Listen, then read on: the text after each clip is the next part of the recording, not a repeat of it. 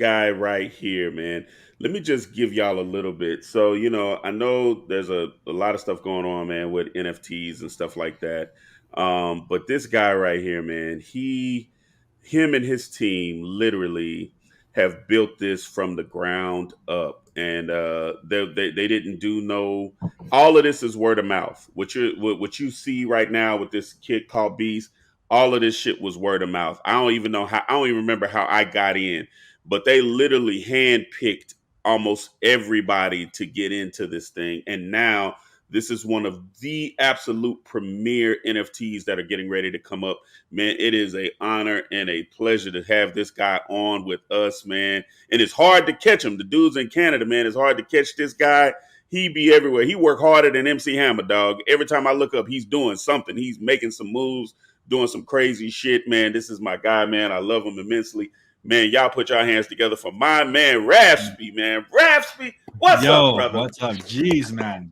God damn. What kind of intro is that? That's crazy. oh, brother, listen, you ain't seen nothing. You got to catch me when I'm really in my mood and moment, brother. We are out here talking about it. So, listen, let's get right into it, bro. Listen, I ain't going to take too much of your time, man. Thank you for coming, hanging out, bro, with the crew, man. I've been telling these people about a kid called Beast for fucking ever, bro. Please bring everybody up to speed. Like, what is it? How is it? And mind you, you're talking to comic book people. So they want to get it. They want to understand.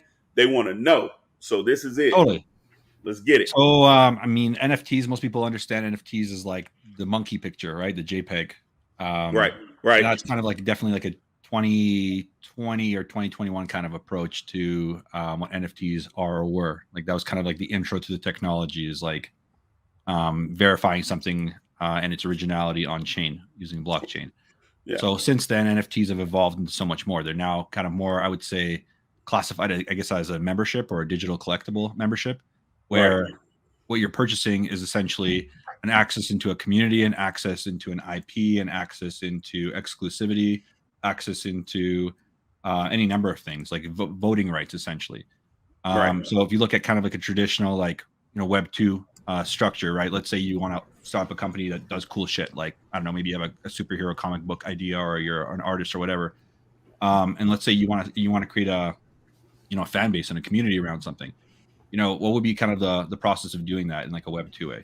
Get a social media account, set up a corporation, and then hopefully people like listen to your megaphone feedback loop and like believe in what you're doing and start following and interacting with what you're doing. That's kind of like the classic like Web 2 approach, right? With Web 3, what you're doing is you're allowing people to actually have incentive and benefit to see you succeed as a creator. Right. So like they are going to be promoting you, they're going to be following you, they're going to be retweeting all your posts, they're going to be doing all that kind of stuff because they are involved with the brand and the benefit of the brand. So therefore, there's an incentive for them to want to actually share social media, want to actually do all this stuff. Because I mean, if you look at the Web 2 platform right now of just like trying to get traction as an artist, like what's the incentive for somebody to share your work? Like other than like people just genuinely loving and being fans of the art. Like besides that, like there's not a lot of reason or incentive for anybody to want to do it, especially not like any 18-year-old kids. Like if it's not getting them paid or there's no benefit to them, like they don't give a shit. They're not gonna promote you. Right. In most cases, right? Like unless they're genuine art lovers or fans and like that small core group of people, they have no incentive to do it. So totally. with this now they have an incentive, right? They have collective growth. Like as the project or the art collection's growth improves over time with a good project, obviously, everybody benefits. Everybody stands to benefit. And that's why like these big projects like Doodles and Bored Ape Yacht Club and some of these other projects, like they blew up, they got big. People stood to benefit collectively through the brand name and the recognition as a unit, right? And creating that exclusivity and the demand outpacing the supply.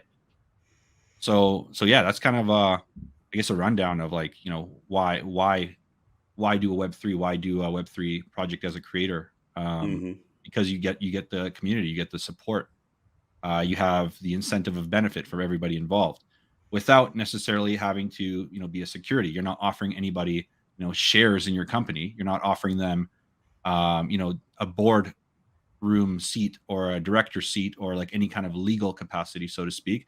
but it's the same kind of concept where like they are in essence a shareholder in something, and they have the ability to vote and make decisions and like help curate the direction of a brand, and have a voice.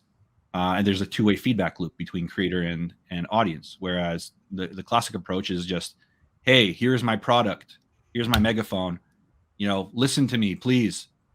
In this sea of people all trying to do the same thing, where like you get lost or you don't get noticed. So So that's kind of like the difference. Let's talk about A Kid Called Beast. Where does the idea for A Kid Called Beast come from in you? Like, what are we seeing here? Like, what is this? Is Yeah, this for something sure. that you created years ago? Is this something you created recently? Like, where does A Kid Called Beast come from?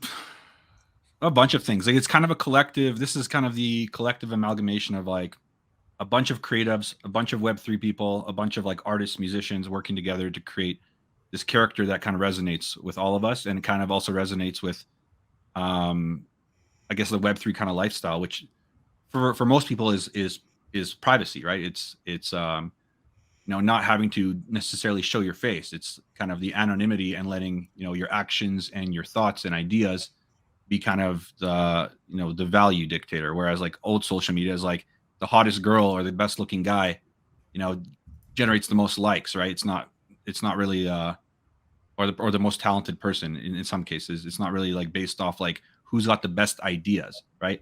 That's what separates like Twitter as a social media platform is it's more idea focused. Like people will value you based off your ideas and what you bring to the table in terms of ideas. They don't value you because you're like super attractive or like you have a talent or you have like a six pack. You know what I mean? Like Twitter is definitely more of that kind of idea provoking platform. And so because of that, it's the perfect platform for, NFTs, where people essentially use an image as their means of kind of creating an identity, and then letting their thoughts and their ideas speak louder than their face or their personality or whatever the case may be. So let's get into this. So with A Kid Called Beast, right? For the people that are new and still, wanting to, jump into the NFT game in and of itself, right? I know, it's 500 beasts per hood because it's different hoods, it's different factions. So when it would take me through the NFT process, like if Of if course. I want to mint it, and if I want to mint a beast, what's going to happen that day when it's time to mint a beast? Like what's going to take place? Totally. So the whole process, basically, we have everything broken down into 20 what are called beast hoods. Each beast hood has 500 beasts or 500 supply or 500 units. They're all completely unique and independent. They're one of one creations, and they're algorithmically generated. So we actually have a team of 15 3D artists right now working on this like 24/7 to get the art completed. They're all around the world. They're all decentralized. Like we don't have like an actual office. Everybody's working from like wherever they are. We're all collectively working on this, and we're creating these character archetypes. So similar to like I don't know, like social cliques or like high school cliques. Even like you have the foodies, you have the art kids, you have the nerds, the athletes, thugs, the musicians, the hippies. Like you have all these different kind of cliques, and they all have their own kind of traits and character personalities. And what we did is we made it so there is I guess kind of a random component of what character you'll pick, kind of like opening a deck of like Marvel cards or Pokemon cards. There's that random component that you might pull something rare. We took that a step further, but basically made a kind of a personality selection where whatever personality you decide, that will determine kind of where you fit in terms of like your beasthood or your people. So the purpose of this was for two reasons. First off, people are going to be far more likely to get something that they like and vibe with based off that selection. So like if they're into sports and stuff and they fill out the personality that assessment that basically says that they're into sports, they're going to have a beast that looks like it's into sports. It's either going to have like a racket or like a football or like be lifting weights or something to go along with that kind of personality trait. And that now allows them to create an identity around kind of the sports component and find and also click up with like-minded people who are also into sports. Let's say you're into like let's say you're a chef and you're like, well, I'm going to grab a foodie beast. So it's most likely going to have kind of food-based traits. And that's basically designed for people to get something that they actually like, they want to collect, not just completely random, because it is a 10,000 unit collection. So it definitely improves the odds of getting something that you're going to enjoy and like to represent and showcase and show off. But also it'll narrow you down to like more like-minded people. You know, trying to speak in a room of 10,000 people about whatever you're into, or trying to find like-minded people, becomes a bit of an echo chamber. And that's, you know, the case with a lot of NFT projects. Like everyone's trying to talk over each other. But what we did here is we created a greater community, but then also sub-communities where it's 500 people only. And now you still have a voice. Now you can be heard amongst only 500 people. It's not like such a large amount of people that you don't have a voice, where you're just, you know, you're out voiced by, you know, others for whatever reason. It creates kind of like a manageable amount of people to develop a community and share skills, share interests, share contacts, share information. So that's kind of the idea from the community standpoint. Are those groups intertwined at all? Like if it's musicians and artists, or absolutely. So like anybody can kind of cross over and talk to whoever they want, but then there's the niche focus kind of groups in the greater ecosystem. So you have like the overall ecosystem, and then you have the kind of sub ecosystem between all of that. So it's essentially kind of like factions, or like So Raspy, what's going on? It's just 3 sticks. So is there going to be any way that like me and my faction of Beast can go take shit from other factions, since they're going to be like... Yeah, so the idea is like right now we're essentially building out the like intellectual property. We're giving people rights to the IP so they can do whatever they want with it. The project comes with a downloadable 3D model, so you can import that into different metaverses or build a video game with it, do whatever you want with it. So it's not just a JPEG, it's an actual 3D model. You can display it in augmented reality. If I can screen share, I can show you guys. Are they doing the Thriller dance right now? Yeah, they're doing Yeah. Go ahead and screen share, brother. Yeah, basically like so it's a 3D model, it's a 2D model, it's a profile picture studio, it's the IP rights to it, it's a community. We're doing collectible toys too, so like desk figurines similar to like COS, or like brick bears, or like anything really, like a designer toy figurine. Yep. We're doing clothing, we're planning to do events, music, festivals. I'm already there. Yeah, like it's essentially we're trying to build a cultural movement and an IP around this. Like I try to. You can tell that you spent a lot of money on this IP already. I mean, those animations and things like that. Spent a good amount of money on this for sure. Like I can't even imagine. And we don't have any VCs. Like we're completely self-funded. Like we believe in what we're doing. We just put our own money into it. We haven't spent any money on marketing though. That's the one thing. We spent $200 on marketing to date, and we're at 68,000 followers, and none of those are fake. In terms of like buying fake followers, fake likes, fake comments, or any of that kind of stuff. We literally spent $200 on marketing. We did a pizza giveaway and a donut giveaway, just because everybody was giving away crypto, and we wanted to like stand out and be like, you know, who cares about giving away free crypto if everybody's giving away free crypto? We're gonna give away donuts and we're gonna give away pizza, because it's you want people to care about funny, them right? more. You want people to care about them more than just being a quote unquote NFT or a piece of Yeah. art. They really care about if you grow that organically, and you have people that really want to be there, rather than just people that are trying to jump on a new NFT project because they think it might make them money or whatever. Hey, Raspy, Yeah, can you talk to some of the people for a second about, you know, obviously they're coming from different collectible community, and a lot of people are hesitant to jump into the NFT game. I was until a few weeks ago, until Marcus finally drugged me over. With everything that happened this week and the last week with the FXP thing, and kind of the state of the crypto market, what's your thought process? Are you still as gung-ho about NFTs? Absolutely, I am. So let me run into that. Wasn't leading you. I was just genuinely curious. Like I know a lot of people are scared to buy crypto right now, so this is good. And like for good reason, right? So a little bit about my background. Before I got into NFTs and like this kind of took over my life, because I got bit by the bug. I did financial analysis and like technical analysis. And did a lot of trading. Like that's pretty much how I made like a good chunk of my net worth, is like trading foreign exchange, gold, a bunch of stuff like that. And then do some investment into crypto just as like a speculator in the technology.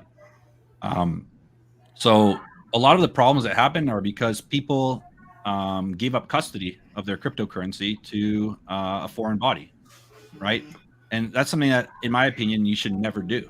You should always be in charge of your own cryptocurrency. You should always store your own cryptocurrency on a device, on a wallet that you own access to. That it isn't in the custody of somebody else. It's similar to like, let's say you had been given $100,000 cash, from like a relative or something. Would you inherently go and take that $100,000 cash and go place it in a bank, or would you far more likely just find a way to store that $100,000 cash, especially if they don't yet know about it?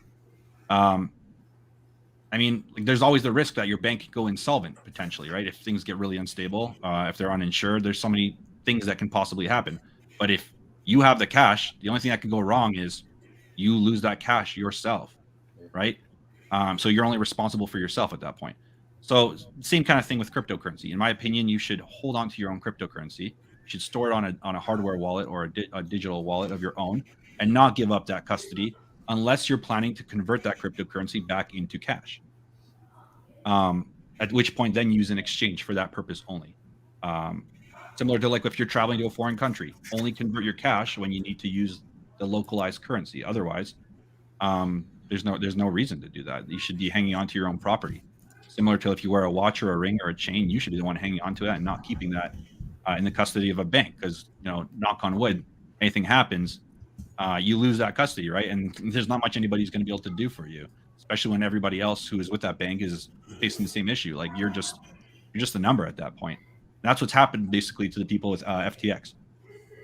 They basically just got wrecked. Essentially, they trusted some corporation that was registered in the Bahamas with very little liability overall, and they treated it like the same thing as a stock market or like a trading platform that's like regulated in the United States, but not the same idea, not the same thing. And that company went belly up, took everybody's funds essentially, and then they claimed a hack at the end. So like. Yeah. So yeah, that's the kind of like lowdown of that situation. That could have been easily avoided. Like I was not affected by that in any way, but because I wasn't, neither was I. Exactly. Like I don't trust like a new corporation with handling billions of dollars in a market that's still very new and still, in a lot of ways unregulated, right? For me, it's just high risk. I don't do high risk plays. I do things that I can control. I'm a very conservative investor. I don't just like ape or gamble. I've never done that. So for me, it just never made sense to store my assets or my funds in an exchange. Like that's just a risk. If they get hacked, what's the liability there? Yeah. At least I know if I get hacked, I'm responsible for that. But I don't want a third party liability. You have to worry about other people's security.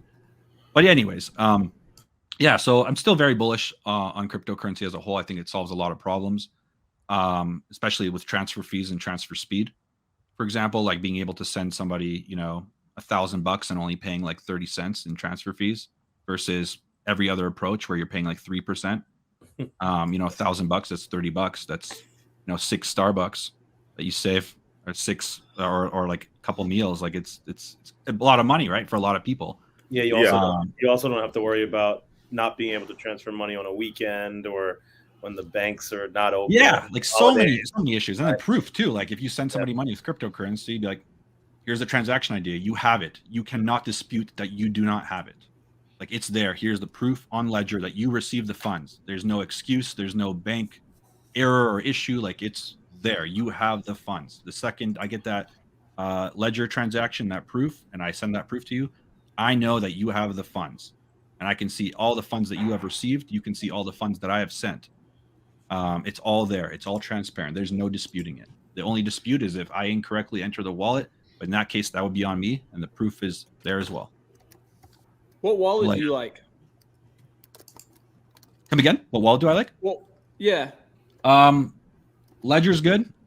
It's That's cheap. what I bought. I bought Yeah, a USB Ledger's Ledger. good. MetaMask is good too. I have like a separate device that I use. Like pretty much every time I upgrade my phone, I keep my like leftover phones, like remove all the apps, I like stock reset them, and then I only keep like I'll use them for like a wallet, and then I just disconnect them from Wi-Fi, and I just don't use them. It's just there as like every old iPhone I have or every old Android I have is just there as like a wallet. repurpose the tech. If I'm not going to sell the phone or like not hand it down to like a friend or who needs a phone or whatever the case may be, I turn that phone into a wallet, and I just keep it offline unless I need to go online and do a transaction. So that's another easy way to do something. And MetaMask is a free app, allows you to send cryptocurrency of like any kind pretty much in like 10 different chains. Or there's Trust Wallet's also another good one. Yeah. So those I are thought Marcus had us get Meta, so that's what I have. Meta. And I had him get MetaMask. But I think MetaMask is good.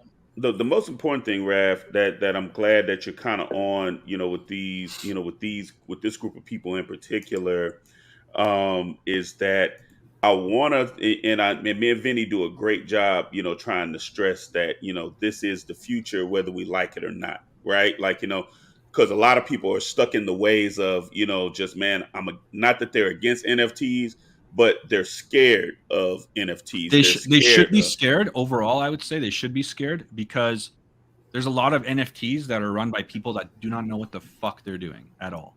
Like, they've never run a business, they've never set up a corporation, they've never dealt with an accountant, they've never got anything manufactured, they've never organized an event, they have no experience whatsoever. A lot of these NFTs are run and created by like 19 to 20-year-old kids who have never had any actual business experience whatsoever. They're really good at creating hype. They're really good at marketing and social media and raising capital, because frankly, it's quite easy to raise capital. But in terms of the execution and delivery of their actual idea, they lack experience, because a lot of the skills that you need, in a lot of cases require university degrees or just, the school of hard knocks, like learning how to do stuff. Right. It's just literally an experience and an age gap thing in a lot of ways. So some of these projects that you invest in the idea of don't get executed on because the people behind them don't have the expertise to execute on the idea. So like that becomes the big thing. And so a lot of these teams are also anonymous. They don't show their face. They don't like reveal like their plans or their experience or anything that they've ever done. So it becomes risky investment. Although like something might look really cool visually, or like there's influencers behind it, it's still potentially a really shitty investment, because like as soon as they collect the money, they'll disappear and do it again. Totally. Right. One of the things that You Discord. saw that with a lot of projects right now that might have had a lot of hype before cryptos, the interest in crypto started waning. But now, we're seeing a lot of those projects that don't have, like, nothing is happening. The Discords are dead. There's no updates. So that's not good either, right? So. Oh, for sure, yeah, and like it happens. I think a lot of the time, not even on purpose. I think it just happens because like they feel that the work of getting to the point of selling something out was already a lot of work. But then when they realize like that's just the beginning of the project, once you sell out something, once you sell your product, the actual work begins. And I think that scares a lot of people, because like they already have the funds. They, let's say, didn't show their identity, or they didn't demonstrate anything real to be able to track them down or isolate them or ruin their reputation. At that point, like I think the temptation for a lot of these kids to just like let something fizzle out and hope that people stop talking about it and move on to the next thing probably becomes pretty real. Where like why spend the money that they already have to develop something and grow the business and the idea further when they can just run off with the money. Right. So and let's ask this, Rap. I'm sorry, I want to cut you off. So, like, let me ask you this. This is a question that came up. How do you plan to appeal to the collectible community, like the people that are in collectibles, sports cards, comic books, like people that are in collecting, period? What is, AKCB's plan to speak to that collectible community that's out there that will look at this and will say, man, this is interesting, but I'm used to comics, or I'm used to cards, and, this is something new for me. How do you plan to reach those people?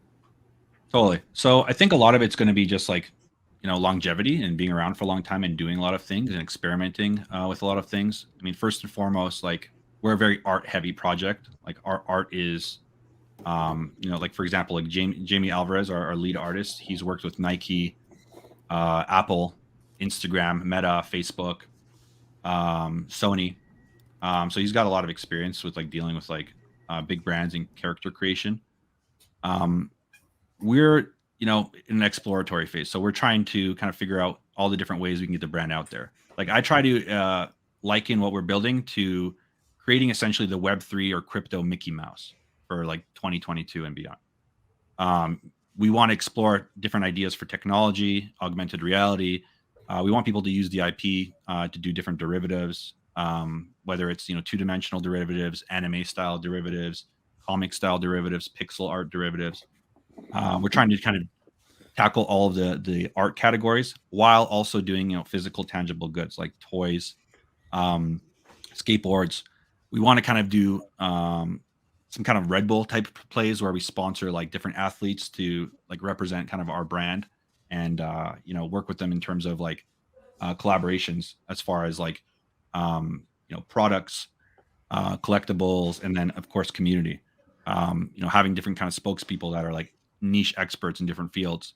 Like let's say we bring on some like known athletes into the mix because they just like the idea, they like the brand, they want to dip their toes in Web3, and we become kind of that first intro project for them.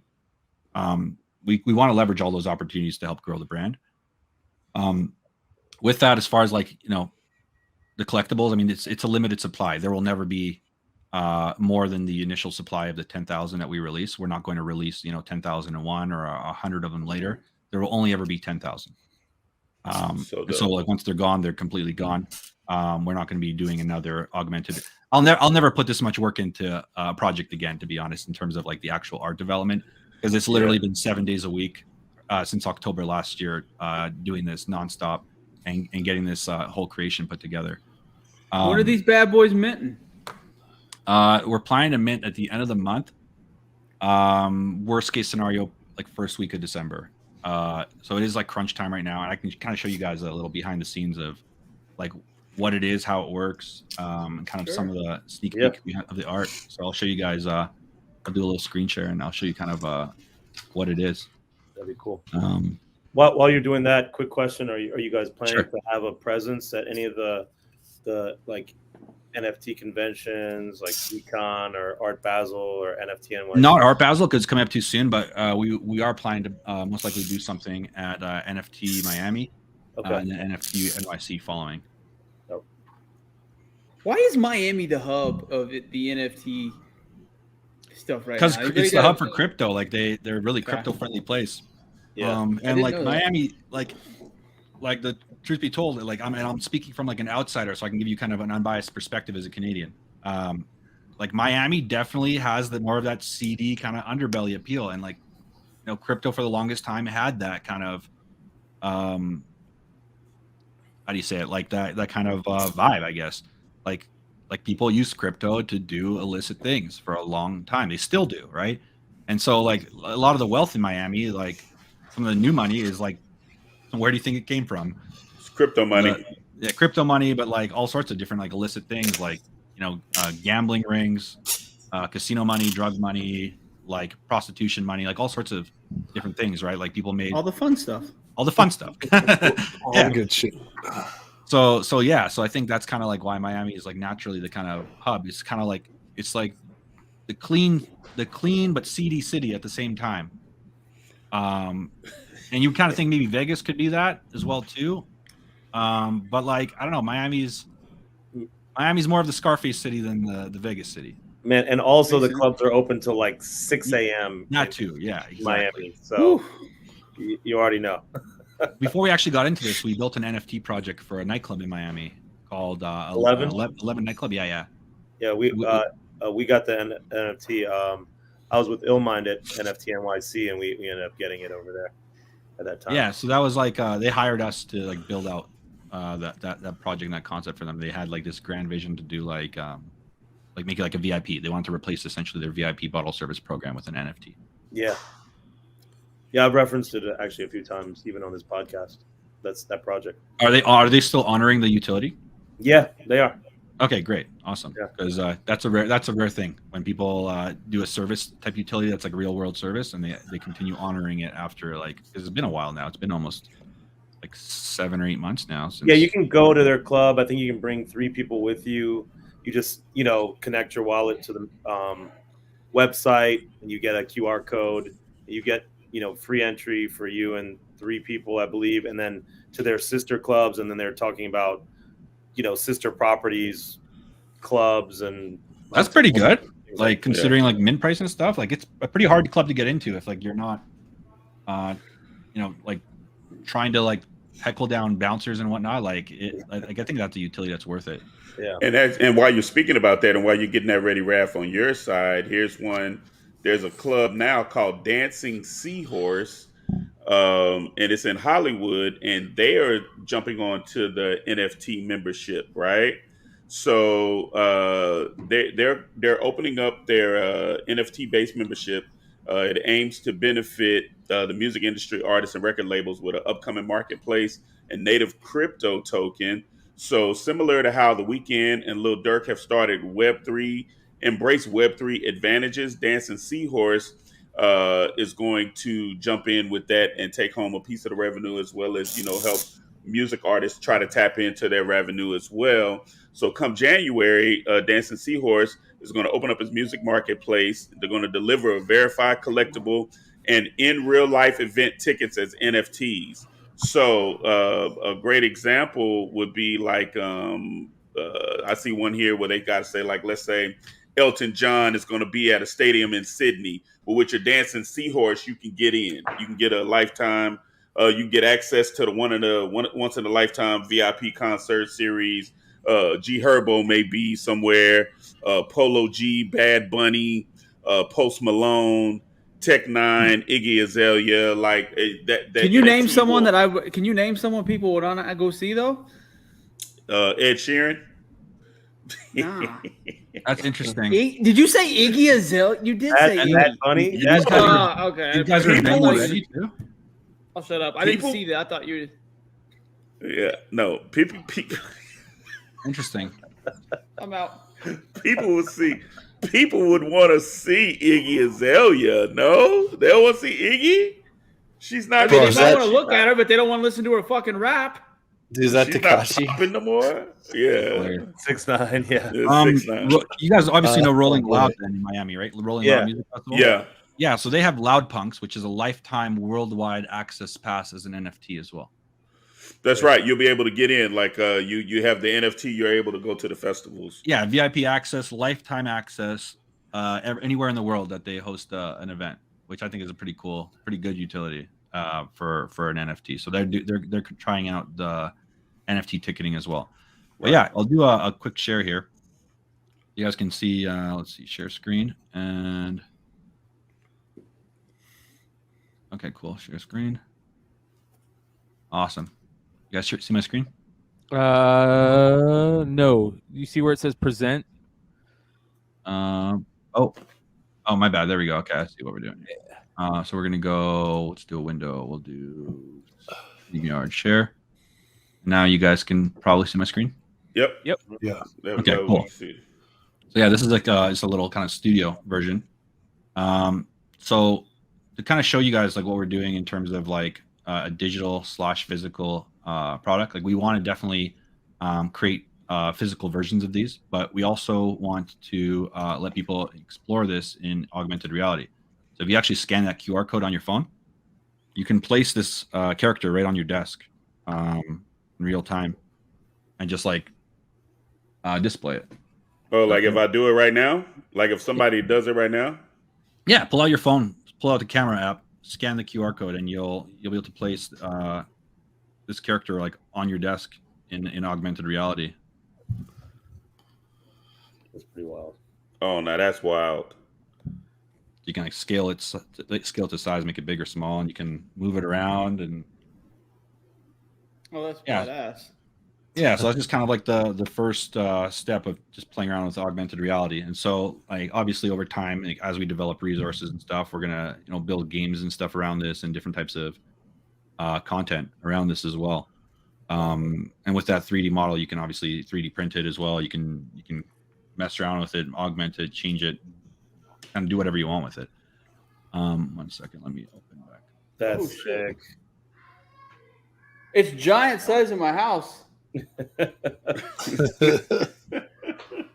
actually pretty fucking cool. That's the kind of stuff like You guys, if you're in the chat, that's the kind of shit you need to check out. I mean, some of the things and abilities that some of these are able to do are pretty cool. I think that's one of the hesitancy that a lot of the comic book people have is they don't know what to classify it. They don't know if it's a cryptocurrency, if it's a collectible, if it's a pass. They don't realize that it can be all the above and then some. We're trying to kind of transition out of the name NFT because it has a bit of a bad connotation, and we want to start calling it a digital collectible.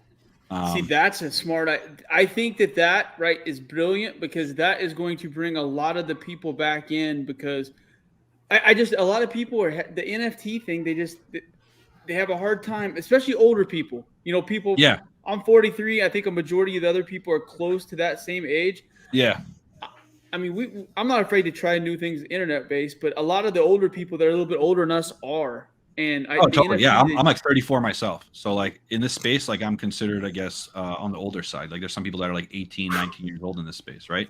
But like, I don't know, I kind of feel like guys like us in this space, like guys that are actually smart and know how to do research and know technology, we can dominate in this space because like our competition is like 18, 19-year-old fucking kids that like might not necessarily know how like businesses and how like revenue models and how different things work. So like you're able to actually research, you're actually able to like, you know, do due diligence when you're researching teams and you're finding out what projects are building. I look at this space in a way as like similar to tech startups, but on like a really artistic and creative way and like very low capital investments. Like things that you can literally turn $100 investment into $100,000 investment in a best case scenario. Right. Yeah, like even something like as simple as like I got this thing called what's the name of it? I was just like this robot. What is it called? I'm having a brain fart right now. But I bought this like robot NFT thing, and I got it for free. I minted it out for free, and I ended up getting 100 of these things, and they end up selling for like $150 a pop. So yeah, it was like literally just having my eye on the pulse and just like knowing and being able to scan the blockchain. I was able to mint these things out, 100 of them, and sell them for about $150 a pop each. Hold on, let's do the math on that. Let's do the math on that right quick because see somebody ain't moving quick enough with their math right quick. So you said you minted 100. Yeah, it was 15,000 American dollars. 15 grand, dude. Yeah, I got it for free though. That's the thing. I got it for free. I just had to. Like, no, that's huge. In our world, zeros. That's a gigantic flip. I mean, that's what in our world that's a gigantic flip in the comic book world for real. I'm just saying for the people that ain't doing the math that fast, like let's help them. Like, you know what I'm saying? Like because somebody hold on, Raph, because they need to know this, Raph. I'm serious, Raph. They need to understand this. You just said the same shit that I preach on this channel every Wednesday. Me, Vinny, Trey, everybody. Bro, you got something for free. You got 100 of them for free. They then turned up to say, oh shit, we like these. We're going to sell them $150 a pop. You sold 100 of them that you got for free at $150 a pop and made 15 grand. Yeah. And y'all motherfuckers still sitting around here trying to figure out what book to go get. This was over a period of like 72 hours too. This is like in 3 days. You made 15 grand in 3 days. Yeah, that's an AF-15, boys. This wasn't something like I sat on for a long time and I happened to get lucky. It was like got some good intel. Found out, scanning the blockchain that some serious people were kind of getting into this because I was kind of tracking these wallets of different people because that's something you can do on the blockchain. You can track what big collectors are doing, what notable people are doing. You can keep track. You know that their wallet number, right? Yeah. Vinny, and you can set up alerts.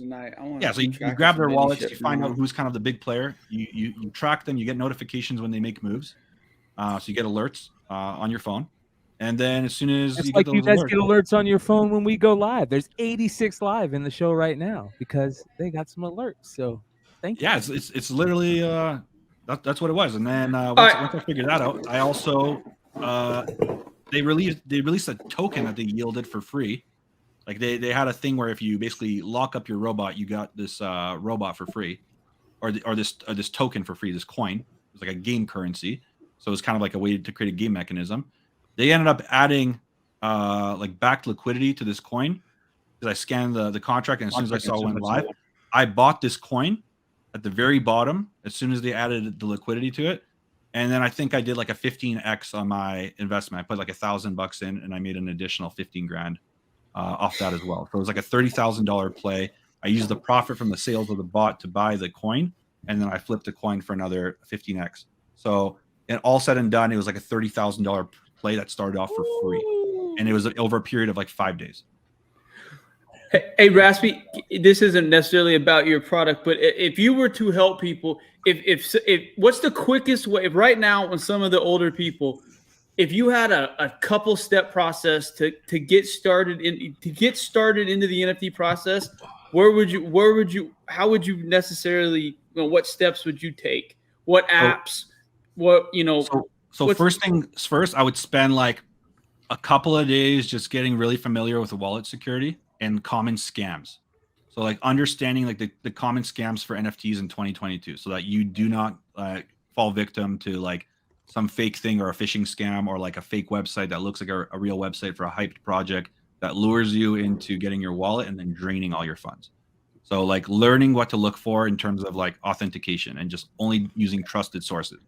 Don't answer DMs from anybody, because there's a common tactic where as soon as you join a server, clones that look like robot clones of like actual people that look like they're part of the team will message you and offer you like advanced deals or like special offers, and those will literally just be websites that if you connect your Discord to or your wallet to, they'll take control over your Discord and they'll drain your wallet, and they'll also encourage your friends to do the same thing because they'll have access to your Discord. So there's a lot of like very manipulative, scammy things to watch out for. So the number one thing I'd spend time on first is like wallet security, making sure that you're not, you're not clicking on any weird stuff. You're not answering DMs. You're just hyper focused. You're only sticking to like direct intel from like trusted sources, people that actually go on Twitter Spaces, people that actually have a voice that talk. Ideally, teams that show their face, like docs teams. That would be the first thing I'd spend time on. Spend at least a couple days just on like learning the ins and outs of wallet security and like common scams. From there, I would look for like trending projects or like upcoming projects, or just start kind of following the paper trail of like, Twitter engagement and just kind of looking at what projects are hyped by typing in like hashtag NFT, kind of looking at different websites like IC Tools, and there's a lot of different like NFT trending websites and rarity websites where you can IC Tools. Yeah, IC Tools. Like IC. Like I ICY tool. ICY. Okay. And just like tracking like trends and just kind of seeing what people are buying into, seeing what kind of volume is coming in, how quickly it's coming in, what the prices are, and kind of tracking like the movement of prices, and kind of looking for trends for like what hype projects do and what like obvious rug projects do. Another component is like being very good and discerning with art. Like if you have an eye for art, like good art, like this art that isn't just derivative, you could do very well in this space. Because like a lot of the fundamentals of an NFT project are still to this day art. So like good art will definitely outshine poor art in a lot of cases. I think that's one of the reasons people like I don't have an ape. I think that's one of the reasons people have some hesitancy is they look at some of that Bored Ape shit and people are like, this is art. And it is, but it isn't at the same point in time. Like a lot of these people are comic book people. They're dealing with Todd McFarlane's, some Jim Lee's, people like that. And then you go look at a crudely drawn ape with different things going on. Those people don't consider that art. So what you're saying is there's going to be projects in the future that are going to be have more art value and more individuality. There is now. Like there's like the character artist from like the GTA series, the Grand Theft Auto series, is like that known kind of like really comic booky art. He has a project called Fear City, for example. I think it's the name Fear City. And he basically designed all of like the art for this NFT project. So he's like a known artist because he did like the whole Grand Theft Auto franchise, and like Vinny put me on one, the super cute whatever, the one by Choco Toy, the guy that's doing exactly. They just minted today, I think. They just minted. They're trending. Yeah, they're trending right now. It's see, and so my thing is this for the people that are in the chat that are like, yo, this shit ain't for me, whatever. Then what I say about that is that, man, it's just the same thing that Thanos said in Avengers, man. You can run from it, you can dread it. Destiny arrives all the same. There's nothing that you're going to be able to do to run away from this shit.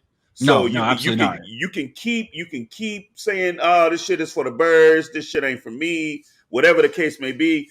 Give it 6 more months, and it'll be everywhere. And you have no choice but to deal with it. So But why here's the not? thing, So why Marcus. not deal with it on your terms?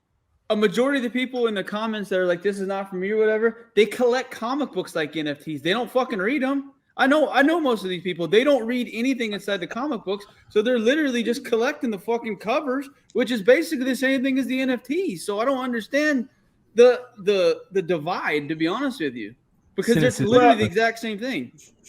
Yeah, I think the divide is that they see one or two people getting scammed out of some shit, and then you get this one like a kid called Beast, which is actually, I literally watched this man put this shit on his back, bro, day after day, just jumping into Discord, watching him build his shit, him and the team, bro. No bots, no paying for anything. This guy is really like the real fucking deal.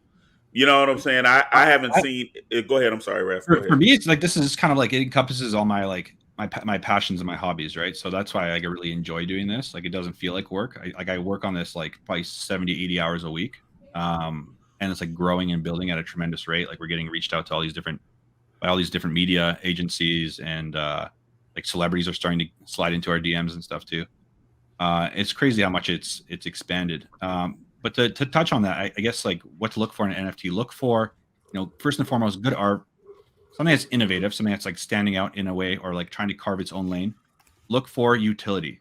So like some kind of functionality, whether it's physical, whether it's live events, whether it's like something that's like tangible, realistic, and you think that the team can deliver on, like something that is not out of the realm of possibility. If somebody tells you they're building a metaverse, it's most likely fucking bullshit. Because Facebook, a multi-billion-dollar company, tried to build a metaverse, and they haven't really quite figured it out yet. So why would like a bunch of 18, 19-year-old kids be able to figure it out in the span of like with like way less resources, way less money, for a way smaller audience? Like I just, whenever I hear the word metaverse, I'm just like cringe. Like it's Well, do you not think that's going to happen? No, I don't think. I think it's going to happen, but I don't think like it's going to be done by like startups that don't have the capital to do it. Because if you think about creating a metaverse, it's creating a essentially like a 3D universe that's beyond a game that allows people to communicate in real time and interact with each other in real time. And the closest thing I've seen to that, and I've been in the crypto space for a long time, and people have been talking about metaverses for a long time, but I haven't seen anybody actually deliver a metaverse except for like Decentraland and what's the one, Sandbox, and to me that's just like a bit of a leveled up or an upgrade to like Minecraft. So it's not really impressive to me. Like I would never use it. Yeah. Aaron K. Mellow Fellow. That's where you can find him. What about you brought up Facebook and the meta thing that they're doing? Did they cancel that completely?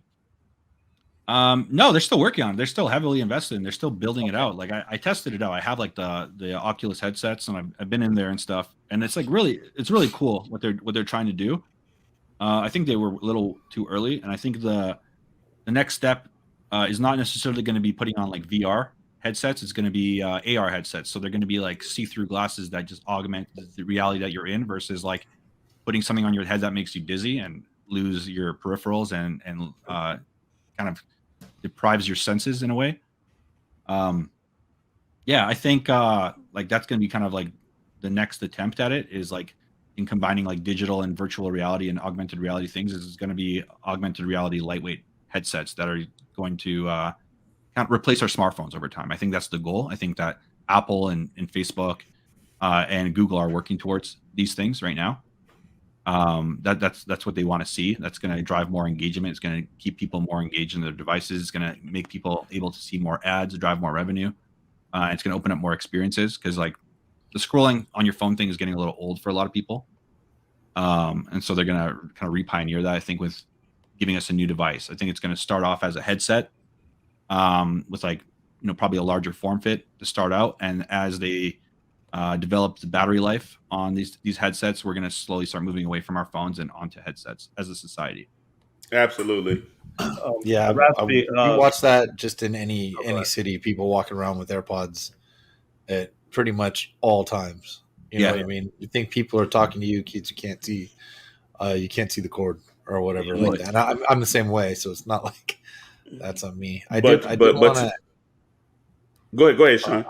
The question could the term or the process of the minting everything.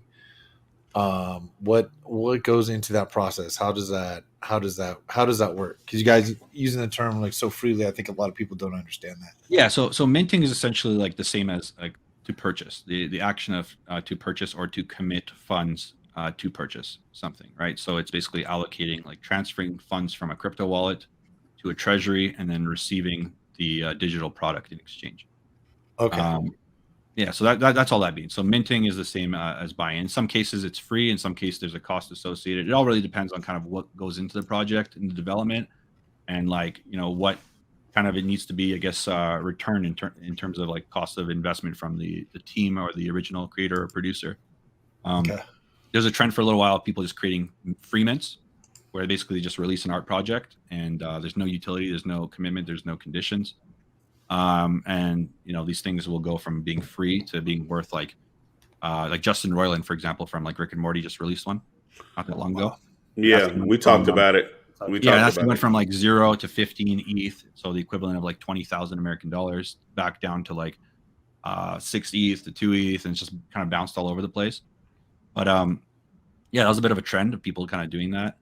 I've like I said, there's some opportunities where you can kind of catch something, get it for free, sell it for a lot of money, because there's people that either speculate on it going higher or they just like it, and you can sell that to somebody who's wanting to collect that kind of stuff. Yeah. Raspy, since we're on a collecting and speculation podcast, what are like maybe 3 to 5 NFTs that you like? Or, I mean, they could be blue chip NFTs, or they could be newer projects that you think have good legs and potential, could potentially increase in value. Okay. So based off what Bored Apes are doing, I think like, in my opinion, they're like, not financial advice, obviously. Bored Apes, I think, are like, relative to their overall value and what they grant in the ecosystem. Like if you own a Bored Ape, you pretty much get unrestricted access to every NFT project. Like they get people, if you own a Bored Ape, people reach out to you and they'll basically say, like, I'm giving you permission and access and like like kind of a VIP access point to my NFT project. So you can pretty much have like unrestricted, like a key to the city if you have a Bored Ape, where you can kind of then go and get whatever you want without having to like grind for it or contact people or make networks and connections. You'll just be granted it. So in terms of like getting a kind of all access pass, like a Bored Ape, I mean, even though they are worth like $60,000-$70,000 at the floor equivalent, if you're like serious about getting into NFTs for the long term and having that access, I think it's a good like investment in my opinion. I don't care for the art myself personally at all whatsoever. But for me, it's kind of just like the OG. It's kind of like the grandfather, kind of like big figurehead of like the upper echelon of NFTs. The network potential there is huge because you're pretty much dealing exclusively with millionaires and billionaires in that network. Because like who has $50,000 to $70,000 to spend on a JPEG? The original investors are most of them are all gone. The ones that actually bought it for $100, they were long flipped and moved on in most cases. So Bored Ape, in my opinion, it's already bounced back up in price. It was about 50 ETH earlier. So whoever bought it for 50 is now, up $12,000-$15,000 already. Mm-hmm. That was yesterday too. I think it was. Yeah. So opportunity gone. For me, like that's a little too speculative of an investment for my blood. Like I wouldn't spend 50 grand to try to make 12 maybe. But overall, like a long-term play, I think Bored Ape is good because you get good access. Mutant Ape is a cheaper version of it. Gets you very similar access. Aside from that, let's see. I like Invisible Friends. They got great art, and they've been good to their holders. They've been kind of creating some real world utility and doing some collaborations with different like real world projects. Like they did a BMW collaboration. They did like I'm a clothing and shoe collector as well. So like they did a collaboration with Kith. That's a huge brand. So like they're doing physical world drops in terms of clothing and shoes and these kind of things. This is something Marcus and I actually just bought these not too long ago over the course of the last few months. Yeah, so these I think are solid. Like they have a really good community. I have one of these myself as well too. I remember the floor for these was much higher. So yeah, I paid $30,000 for mine when I got it. And like I don't regret it because like the network that it allowed me to get like paid for itself like tremendously. Like I don't look at NFTs, so to speak, as like their individual value potential. Like I pretty much only sell things I don't like at all and I never liked. Anything that I like I keep indefinitely just because of the networking or I just really like the art and just like having the collectible I think is cool. Like I like to collect things. I like things that bring me joy or are like milestones at different points in my life. Like that's my personal opinion on that. As far as upcoming things, there's Homa Games, which is a cool sounding project. They have like an NFT that's allowing access to a bunch of games and like in-game utility. It's like a project that raised like $100 million in seed funding to build out games like mobile games. So they're they're pretty interesting project. I look for things that are doing unique things, that have expertise, that have backing, that have teams with faces on their websites in a lot of cases. So these guys have had like 1 billion downloads on some of their games. So they have like an NFT project now. It sounds pretty interesting. Like their whitelist or whatever is already like filled out. So like these kind of things you have to kind of spot kind of early on and kind of look for angles that aren't being explored, because as soon as they're explored, the first time you'll see like 2 or 3 other projects will try to clone the idea, and then after that, like the meta's done. Like it's no longer a viable concept because like it's just copy paste at that point. But if you're kind of first to market on something innovative that has like backing and knowledge and expertise, and they have a good delivery, there's a good possibility that you could hit a home run with it. Like as far as like anything else that I've kind of got my eye on, that would kind of be like the main things right now. Everybody that's kind of releasing stuff is doing a lot of like anime heavy art. Azuki is another good one actually. If you want to get involved with like very like intelligent, like tech savvy people that are like building tools and analytic platforms and like very like nerdy kind of group of people that are like really focused on NFTs, these guys are great. Like you'll meet some of the smartest people in the space through these communities. It's mostly just and like I don't personally own one of these, but I think that what they're doing is really cool. There's a lot of people like doing different things in the space that are unique, and I think that the technology is like really still in its infancy. Like I think as it develops, people are going to start doing more membership based things, more physical utility things. Bat Cowls will probably be a good one for you guys because I mean you're wearing a Batman shirt. It's a DC licensed NFT. There you go. So Bat Cowls is like I think that's like a cool NFT project. He tells me. There's Raph, I told them about Bat Cows. They looked at me like I had a booger in my damn nose, bro. Like they were like Bat Cows. Strong community, it's cool, and I think that the DC will deliver some like real world utility to the holders. Right. Yeah, I look for like I don't know. I stay away from like obvious like kind of washed up celebrities pushing things. That's always a bad sign.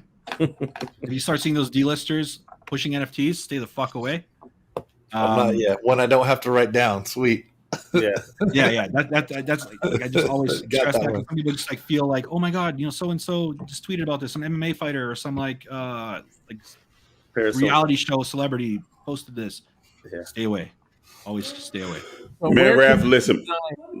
Where can we keep an eye on your stuff? Twitter. I think that's Marcus. Yeah, was about official to say. Twitter is the Acknowledge best that, way to get like news updates and just kind of figure out what we're working on, where the process is, and then of course, my guy Mr. Ekby, like he's the trusted source. He'll give you the lowdown, the intel, and like the filtered down, simplified version of it.